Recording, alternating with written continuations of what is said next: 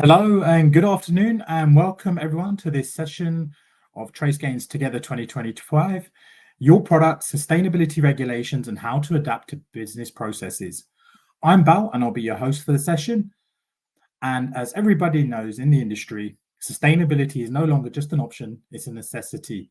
Consumers are demanding eco-friendly products and governments worldwide are implementing stringent regulations. For companies in the food and beverage industry, it's crucial to understand, adapt, and maintain these processes. I'm glad to introduce you today to our hosts of this session, Rebecca Kaya and Ed Allen from Ashbury Global, who will be taking you through the presentation. So with no further ado, I will hand over to the team at Ashbury Global and kick off. Perfect. Thank you, Bao. So as we said, we're going to go through the product sustainability regulations, how to adapt your business processes. We're going to throw in a few examples. It's a whistle-stop tour, so we'll just get started. So we'll go through instructions to Ashbury, kind of the current regulatory environment. Rebecca's going to run us through an EUDR impact example and the bits around that, and then I'll cover off the wider sustainability bits to close it out. So a bit about Ashbury. We were founded in 2002. We're the trusted regulatory partner for leading retailers and manufacturers globally, and we're dedicated to protecting brands and consumers through compliance excellence. We cover over 80 plus markets and 35 different languages, and we have over 125 global experts. So product labeling and compliance is pretty much essential to bring new products to market, but as we all know, the complex food regs and the painful compliance process is a source of confusion for brands, and brand reputation consumers kind of are at risk as part of it. So we understand that at Ashbury, and we try and help navigate those complexities across the global markets. We have a versatile team of food technologists and regulatory professionals. And what we do is we use those combined experiences to help manufacturers, retailers, just navigate those kind of law and enforcement challenges that you might be facing. So what we do, regulatory consultancy, technical services, international compliance, but we also do that bit of training, kind of keeping your teams up to date on the regulatory changes, making sure they're aware, and also keeping those skills up to date so that you know you can be compliant. But we're here to talk about sustainability legislation, so let's get on to that. And I'm going to quickly give you a whistle-stop tour of the current regulatory environment. I thought I'd start by saying, what does sustainability mean? The UN came up with this statement in 1987, which looks at kind of where we need to be thinking about future needs as well as the current needs of both environment, economic, and social pillars. Putting all of these together is the only way you can really call something truly sustainable when you're taking into consideration these three pillars. But we're all in the food industry, and so the food system is kind of the key focus for us. And a sustainable food system needs to take into consideration those many different influencing factors. There's a lot here. I'm going to just touch on a few. So water conservation and reduction. It's believed that water stress will continue to rise. So 1 in 4 children worldwide living in areas of extreme high water stress by 2040, according to UNICEF. So what we need to do is work out how we better use water in our agricultural practices and reduce the waste across our supply chain. You've also got like sustainable packaging. It's an increasingly important area for manufacturers. Retailers, with all of that increasing regulation, reporting requirements, and it just differs across global geographies when you're trying to operate across different countries and move your products. And then you've also got kind of your grassroots as a business, community involvement and education, those farming practices, the next generation of farmers. Community engagement is key for embedding those sustainable agricultural practices.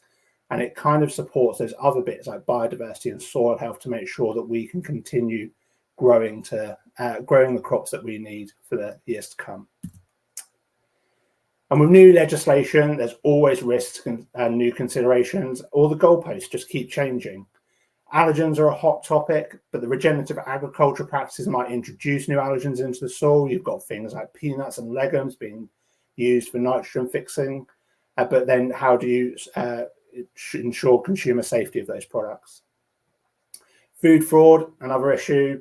Commodity prices increase, and it just increases the appeal for food adulteration. Making sure you've got that traceability across your supply chain helps you manage those risks. And then also kind of consumers drive that demand for products, and greenwashing has been a focus for both regulators and class action lawyers. Do you have the data, the traceability, and the confidence in what you're communicating to ensure that you are compliant? And currently, the sustainability regulatory environment just brings a whole new vocabulary with it as well, doesn't it, to learn? So this is just an example for the EU and the UK. All of these kind of regulations, they might have the same intended purpose, but the naming and the requirements are different. And so with that, I'm going to pass over to Rebecca for our working example of EUDR and those kind of regulatory considerations for your business. Oh, thank you very much. Thank you, Ed. Well, you did see on that previous slide, welcome everybody, by the way, and it's nice to see you all here today. We saw that tiny little word EUDR on that previous slide. However, it totally belies the extent of this massive regulation, the EUDR, the EU deforestation regulations. In fact, the title doesn't even give it away as to the scope, the impact, and the depth of information and skill and expertise that this really does require of businesses going forward. It is a massive piece of regulation, but we've only got a very small slot to talk about it today. So it's going to be a high level look, really focusing on the main requirements of the regulation. So the main requirement of the EUDR that you probably know is that no product that is has resulted in any kind of deforestation or forest degradation will be permitted to enter the EU market. And importantly, a bit that sometimes get missed is that it also cannot be exported out of the EU market unless you can show that there's been absolutely sort of zero to, I think the terminology is, negligible risk of any deforestation having taken place. But it's not only that that's contained within the regulation. Also contained within the regulation are the requirements to ensure that you're not breaching any of the laws in relation to human rights, labour laws, etc., tax corruption, etc., in the countries from where you get those commodities from. And we'll look at what commodities are covered very shortly. And there are lots of data requirements for the regulation. When you're talking about a due diligence statement, which is one of the things you have to produce, you're talking about geolocation data, which can run into the hundreds of pages to identify where that crop's come from, detailed description of the crops, the quantity descriptions. It's no good thinking about mass balance. It goes much deeper than that. And all the information on the businesses that have anything to do with that product coming into the EU or going out of the EU. So very stringent requirements indeed. And let's take a little deeper dive. What I've done here is try to outline a few of the very key principles, because there's an awful lot of information out there about the EUDR, but sometimes some of the main points get lost in the noise. So one of the key points here is in the sort of top left-hand side. It will require businesses to ensure that their products are deforestation free. But within the letter of the regulation, it says prove, and be very assured that's a very high bar. It's not a question of relying on what you've been told. It's not a question of relying completely on the veracity of documentation you've been given. That really implies that you're going to have to start thinking about having eyes and boots on the ground, knowing exactly where your goods have come from. You also need to know, of course, what exactly is a forest. That's defined in the regulation. It's got some very specific definitions. That is an area of land which is over 0.5 hectares, with trees taller than 5 meters, exactly, and a canopy cover of those trees that's 10% or more, or those trees are capable of achieving that. Now, that's very difficult. You can immediately probably see some of the challenges around understanding the difference between what's a forest, what's some agricultural land with some trees on it, etc. Those things are yet to be ironed out a little bit. So other key points looking forward and making sure you maintain compliance are really the changes that we can anticipate. So by the end of 2026, although we've got a list of commodities we know are covered, it's likely to be expanded. So that could be expanded to poultry products and dairy products possibly. By the end of 2027, the EU Commission are looking at expanding the type of environments that are covered by the regulations. That won't just be forests. It could be expanded to peatlands and wetlands, etc., because those are areas of the world which do a lot of carbon sequestration. That's a hard word to say, sequestration. So it's very important to keep an eye on the regulation going forward and the changes that might happen, as well as how this integrates with some of the other reporting regulations that we've got to contend with. On the left-hand side, you can see some of the things that the EUDR envisages. It is for businesses that are bringing products into the EU and exporting them, the larger businesses, the EU-based businesses. What it envisages is that those businesses are really endowed with the ability to help those further down the supply chain. So it really does see the impetus on those operators bringing stuff into the EU to help those further down the supply chain, the smaller producers and collections of producers to comply with the requirements for production of information. And that's a very important piece. We'll shortly be looking as well at some of those risk bans for countries coming in, which have resulted in some delays, which I'll talk about in just a second. So what have we got to do now? What exactly are the milestones? And importantly, what exactly are the commodities covered? Well, at the moment, they're laid out in Annex 1, and you'll see them listed in the Annex 1 of the regulation under their CN code. So what you need to do now is start thinking about whether you've got the business capacity and skills within your business to really understand how to commodity code a product, so you know what you've got to do in terms of the EUDR. So those products are cocoa and cocoa-derived products, so chocolate as well. You've got cattle products, excluding dairy, so that could be a beef burger, it could be mince, could be a slice of beef, could be leather. You've got rubber, we've got palm oil products, soy products, and wood products. So start familiarising yourself with what's covered under that Annex 1. It's important to know that products that aren't covered under those CN codes listed in Annex 1 aren't covered by the regulation, and that's been really difficult for some businesses to tease out. I see a lot of conversations in LinkedIn, etc., around that. You've also got to understand, of course, whether you are one of these entities covered and what are your liabilities and responsibilities. So we've got some definitions of businesses to try and understand as well. So we've got larger businesses, that's over 50 million euros turnover and more than 250 employees. Then you've got medium-sized enterprises defined as underneath 50 million and fewer than, and then micro enterprises, those with a net turnover of under 900,000 euros and fewer than 10 employees, so really quite small. As we've seen from Ed's slides, we do have a number of reporting directives coming on board that will really mean that there's a broad impact to the EUDR. And really one of the issues is going to be tying in the requirements of EUDR with a lot of those other requirements for reporting and recording. We've got some post-Brexit challenges, wouldn't you know? So we're yet to see quite just how the EUDR is going to apply in Northern Ireland in terms of goods being imported, because now that's an import, goods coming from GB which are covered going into Northern Ireland. And although we do expect it to be incorporated into the Northern Ireland Protocol and the Windsor Framework, therefore it will apply, we're not really sure yet. The last communication I saw from the Northern Ireland Assembly said they weren't going to consider it because it wasn't actually listed yet. So more to come on that, sadly, we're not entirely clear. We've got the timber regulations as well, which are fairly long-standing regulations applying to timber and timber products. They are going to be covered by the EUDR. By the end of December, the timber regulations will be repealed. However, there's some rather interesting crossovers with the requirements. They don't necessarily, obviously, timber and timber products take a long time to grow, to produce, and then to import, export. So there are some interesting requirements around the timeframes for that. We don't have time to go into those today, but do watch out for those and begin to align the requirements.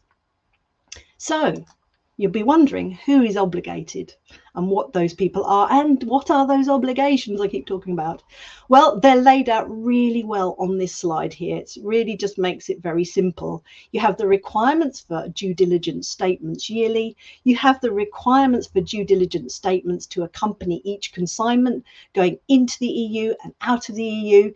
Then you've got some of the other requirements, namely one at the bottom there, which is an obligation to report any non-compliances.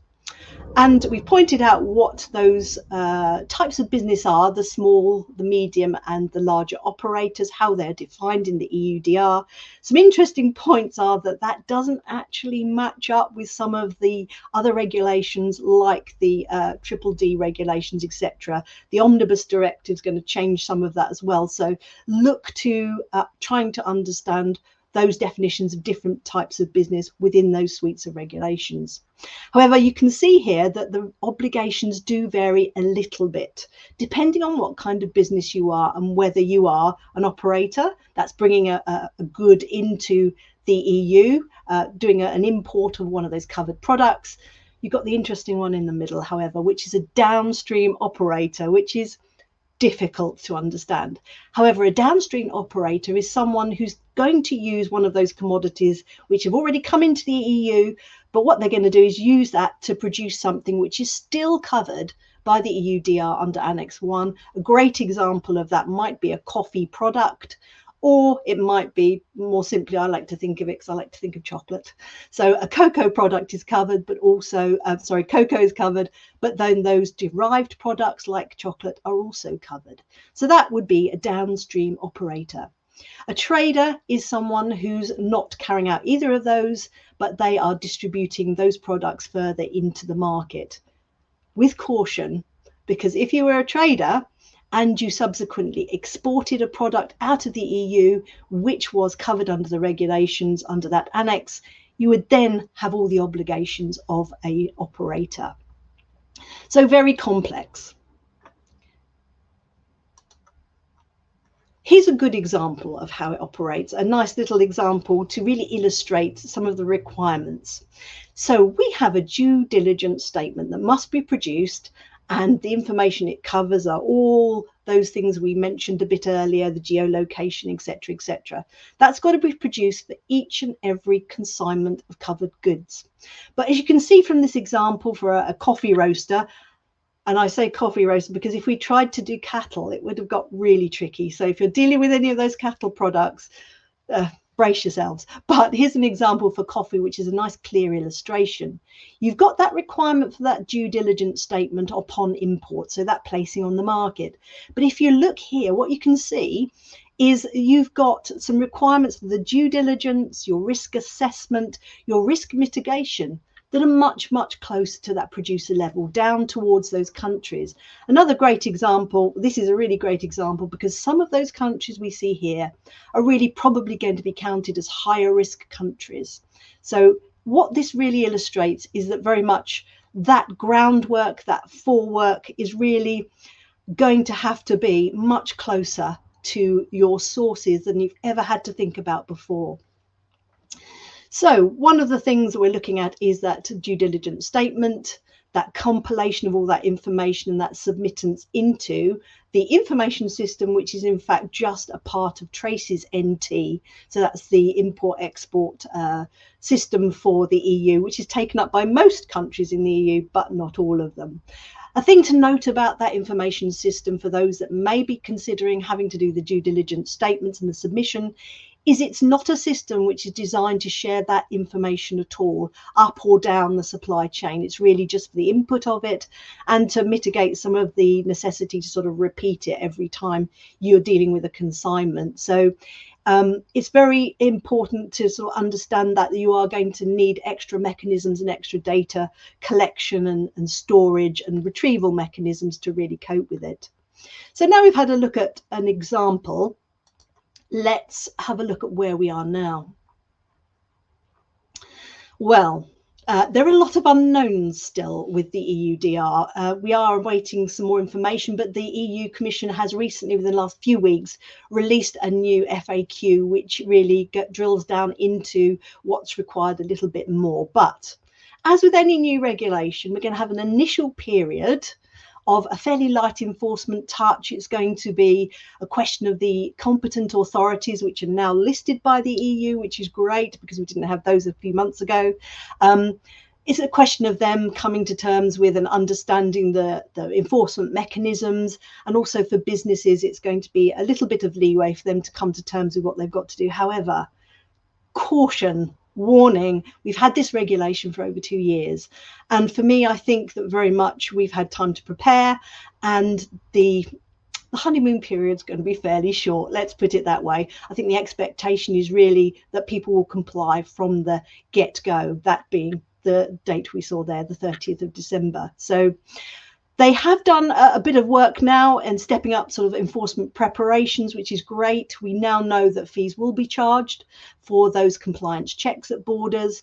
We now know that there is a country risk rating system that's going to be set up. We don't know what that looks like yet, but it should be coming on board fairly soon, as you can see in June. So we do know that what will happen is very likely that non-compliance is going to lead to delays. It's going to lead to increased scrutiny for you and your products as they come in, and possibly some financial penalties. But really that scrutiny is going to be increased if you find you're not complying straight off. So really it's a question of really arming yourself with what you need to do to comply now. There are risks and challenges, many risks and many challenges with the EUDR, but there are some positives. Definitely, it's going to really reinforce and enforce that better record keeping and traceability. We need traceability that's so much deeper than we've had before. It's going to lead to a fairer and more sustainable global trade in commodities, we hope, greater alignment as well with those environmental and social responsibility goals, and the other things that we've got to do in terms of those reporting and recording requirements. So nearly every entity that's going to be handling any one of these goods, even if you think you're not a trader, you are not an operator, a downstream operator, you really should be thinking about taking steps in order to be able to provide that information, because one of the major risks is being left behind. As we move towards full traceability and the compliance with the EUDR really being an impetus to that, if you don't have those things in place, I think what will happen is that businesses will be really left behind. And as Ed alluded to, there's a real risk of food fraud. There's a real risk of a two-tier supply chain. You'll have more expensive goods that are compliant with EUDR, and then you'll have a kind of other route where goods are maybe offered at a very low tempting price, but are they going to be EUDR compliant? So enhance your supply chain visibility, understand and start aligning with those multiple reporting frameworks we're going to be looking at, develop some expertise within your businesses for really understanding what all those requirements are. Remember, you've got to have people within your organization that understand what the laws are in relation to corruption, fraud, etc. in the countries from where you are sourcing your goods. All that should help you to avoid some greenwashing. Whilst we have all this recording and reporting, we could have allegations of greenwashing being levelled at businesses. And there's certainly that whole piece about businesses being required to report if they consider a non-compliance. So all those things to consider within the EUDR. But that gives me time to hand back to Ed, I hope now, to wrap it up a little bit. That's the end of my piece of the presentation. He's going to give you some practical steps for implementing those changes. Thanks very much. Thanks, Rebecca. So returning to the kind of the wider sustainability regs, understanding, as Rebecca alluded to, stakeholders within your supply chain is imperative, basically, to understanding how they influence your business operations. You can see here on the right hand side, looks a bit complicated, but the general message that we're putting here is a single joint purpose involves many different stakeholders, which I've kind of put on the left hand side here. Rebecca's coffee example highlights how many different stakeholders there are for EUDR. But then you've got those external influencers, your NGOs, your verification partners, packaging suppliers, when we're looking at the full product sustainability.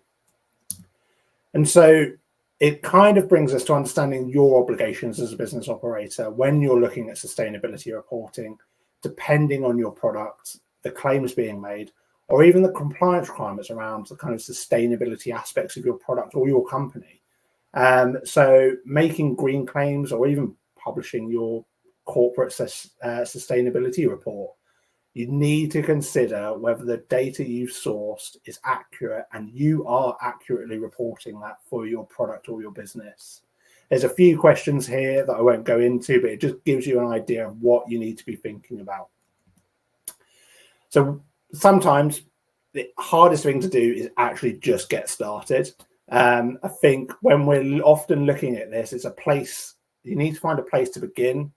And we often try and get all of our ducks in a row, all of our kind of everything together before we even launch anything. But sometimes with sustainability, sometimes just starting is the best thing to do. So it's looking at where is your data coming from? Have you embedded a governance process internally? Thinking about the stakeholders within your business and how you're going to get that data that for the raft of sustainability regs that are coming out. And have you identified these key points? And then looking further afield, collaborating across your supply base, collaborating across government, opening those communication channels. And kind of the last thing, probably the reason why some of you are here to see as well, is embrace technology, get the right systems in place, make sure they've got the data you need and that you're sourcing the right type of data to be making and reporting those more accessible. So with that, thanks very much for listening to me and Rebecca. It's our contact details, and I think I'm passing back over to Bal now.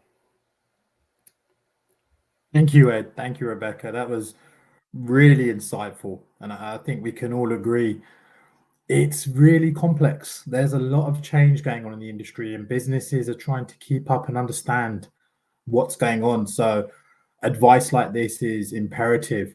For those on the call, you can download a copy of this deck in the handout section as well, which has all the information covered today. Now, you're all aware that TraceGains is synonymous with the network, with MPD solutions and compliance solutions. Most recently, we've launched a sustainability management solution, and this is helping brands tackle this head on. So without further ado, I'm going to hand over to Matthew to give you a quick overview of what's available now for the community. Thank you so much, Rebecca and Edward, for that really clear presentation there. It is evident to me that really the time is now to get going and to get that tooling in place so you can meet these reporting and regulatory challenges. What I want to do here is just put a little visual on what Rebecca and Edward have talked about there, kind of bring it to life a little bit. And if we think of the challenges posed by these regulations, right, EUDR, CSRD, CSDDD, they are essentially data collection and reporting problems. You are essentially tasked with collecting massive amounts of information from your supply chain, and it's a real headache for our customers. If we start with EUDR specifically, whether you're an operator, you're a trader, or you're downstream, we have the tools to get you covered and get you compliant. It begins with our network. It is the most sustainable way of collecting data from your supply chain. With over 85,000 supplier locations and AI-powered onboarding, it is a digital connection to your supply chain. We're looking at one of our coffee cooperatives here based in India. And looking at the system from an operator point of view, your coordinates and polygons, they are collected and digitized and sent automatically across to the Global Forest Watch platform. And their intelligence suite conducts that deforestation analysis using the latest satellite imagery and will give you an alert in real time if deforestation occurs above your set risk rules. But that analysis just whirs away in the background there and comes together into a nice dashboard with a great overview of all my plots of land and whether we can import from them into the European Union or not. And of course, we round out that story by submitting those coordinates and DDSs automatically to the EU Traces system. I want to switch gears ever so slightly now and look at our other sustainability tools. We hear from customers all the time about how they are being asked for life cycle assessments and full scope 3 reporting. There's eco-design challenges, right? And again, this is a real headache for our customers, but always it comes down to data. How do we get you the data that you need? At a supplier level, we partner with Ditch Carbon to get you an overview of your supplier's sustainability performance.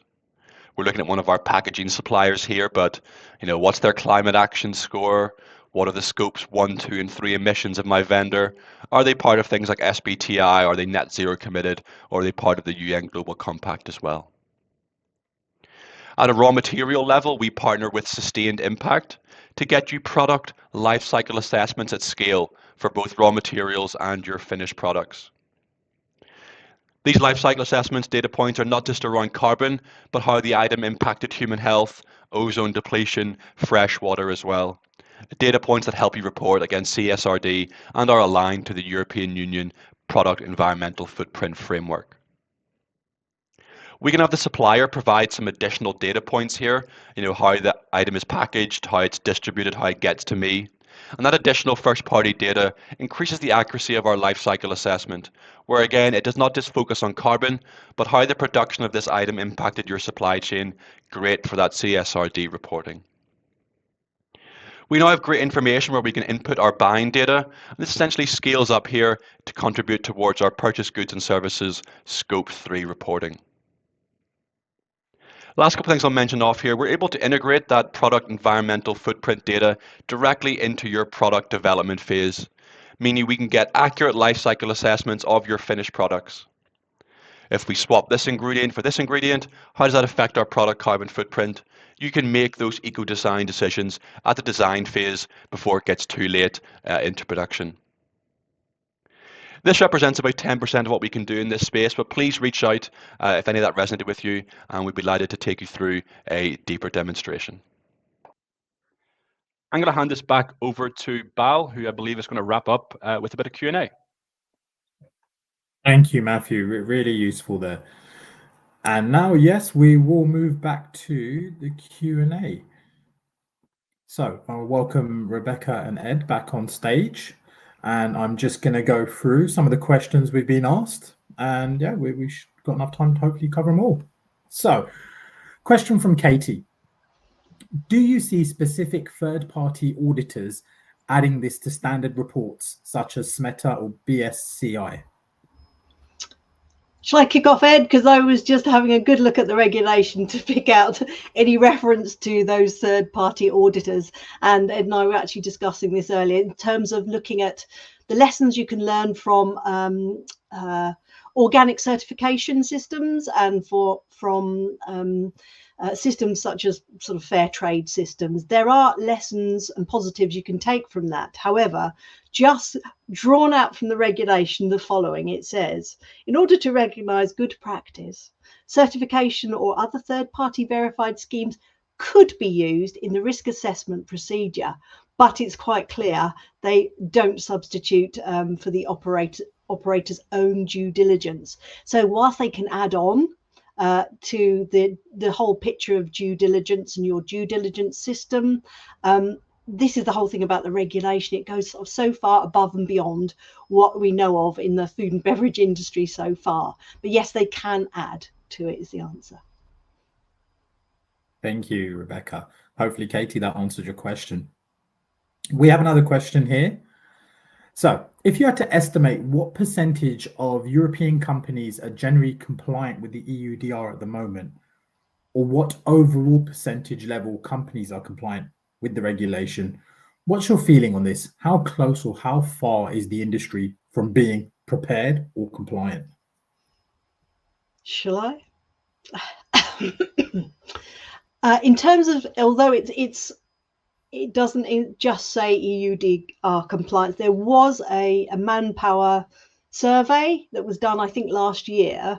And there were reports within that was really asking in the survey, how prepared are you in terms of the level of skill and coverage that you've got to comply with all of these reporting and due diligence regulations. So it did lump everything together. Within that, we can assume the EUDR as well.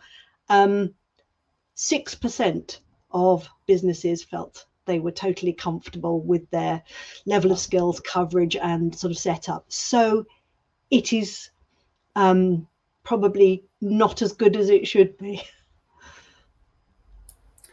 I just thank you for that. if I add to that as well, if you kind of look at sustainability in general, the EU Omnibus recently just got released, and it's reduced the number of businesses that need to report for it from obviously all of the small medium enterprises, and they expect, or it's been calculated, that about 80% of businesses will no longer be in scope of that new omnibus. So that's things like CSRD, CSDDD. Maybe that gives you an inkling as to what the EU is thinking as well, in terms of who would be able to comply when these enforcement dates come round. So hopefully that helps as well. Yeah, I think one of the things we should remember with the EUDR is there's no amount which brings you out of scope. One product placed on the market is in scope of that Annex 1, you're in scope, or that product's in scope. There isn't, if we look at the proposed UK forest risk commodities regulations, which are a little bit similar but not similar enough, they do have a level. It's 500 tons of goods before you come into scope of that, but that's worth remembering as well for the EUDR. Thank you, Rebecca. And I think we've been to a number of shows and sustainability conferences that we've obviously bumped into your team there as well. And one of the biggest challenges we're hearing is the access to the data, where to find the data, who to speak to, and where in these supply chain partners do they go, and who's their main point of contact. So it's almost getting that starting point of who do you speak to and where is the data. And I think this is where the value of a network and that sharing and that collaboration between the industry is really going to kind of help businesses get onto this journey. Yeah, I think it's absolutely key. Yeah, it's so onerous. Okay. Great. I can see another question pop in here. So with the regulations being pushed back, that's obviously set some of the companies on the back foot where they're like, shall we not? When would you recommend that companies start really investigating solutions and getting their house in order? Yesterday. Yes. I think it goes to the what I was saying in the presentation. We've had a couple of years, and it's really disappointing that there has been chops and changes. That the whole point about for like the not for EU labelling and those aspects of Brexit, where it was going to be one thing, it's going to be another. It costs businesses a lot to invest in this.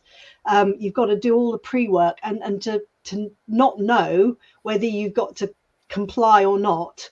You're going to take probably the position of, well, it's going to cost me so much and I don't know, is that investment worth it? What I would say is go back to the point made in the presentation, is that at some point you're going to come against the regulations and be required to produce some information. It doesn't matter who you are, as in the defined entities, it doesn't matter where you are in the world, it's probably going to happen. So getting those things in place means you're not going to be left behind. You are not going to be the person who's going to be subject to food fraud, because you haven't got that granular sort of data on traceability. So yesterday. Yeah, it's making sure that you're ready to go when your customers need it as well. So if you're further down the supply chain, you could easily get left behind, like Rebecca said.